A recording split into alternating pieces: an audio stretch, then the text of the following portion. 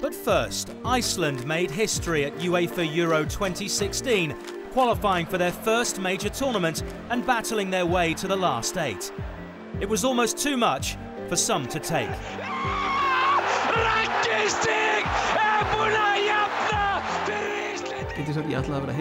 I was going to be a world-famous footballer, but instead I became world-famous for being a crazy commentator for a while.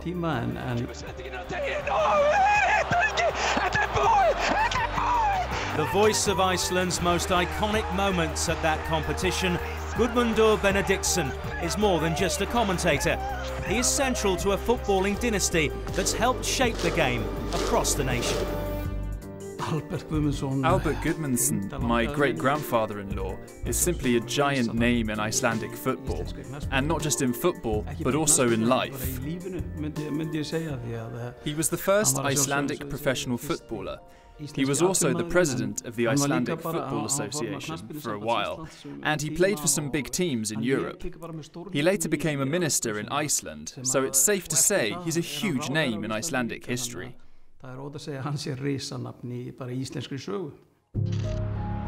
Gudmundur himself was capped 10 times by his country as part of a career peppered with frustrating injuries.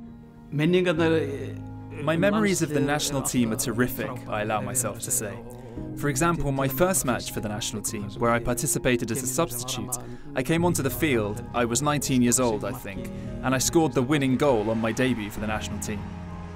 Family affair doesn't end there.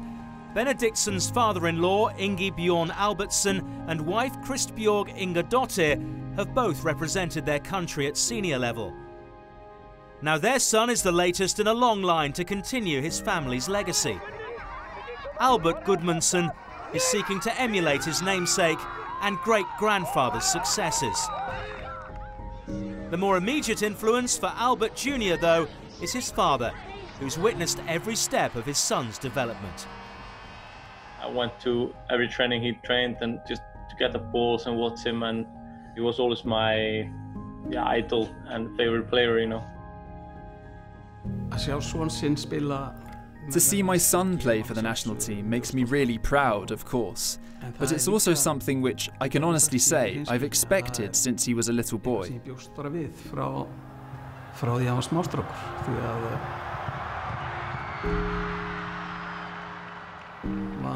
At home, we would kick things pretty hard, and his mum wasn't always happy about things being kicked.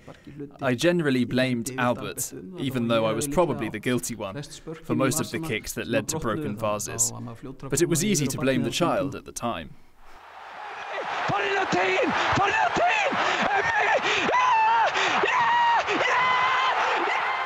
Iceland, Austria in France.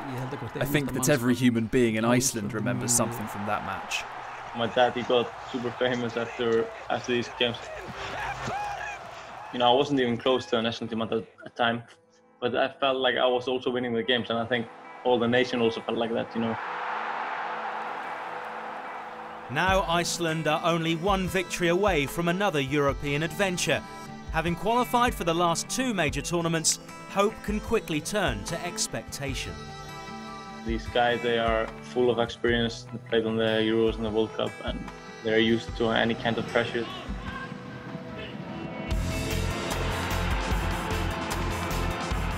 Our type of style, our strong side is a defense. You know, we only need one chance to win, and we can win the game if we just keep it clean sheets. When there is something great at stake, that's when the Icelander comes out. I think we have a good chance.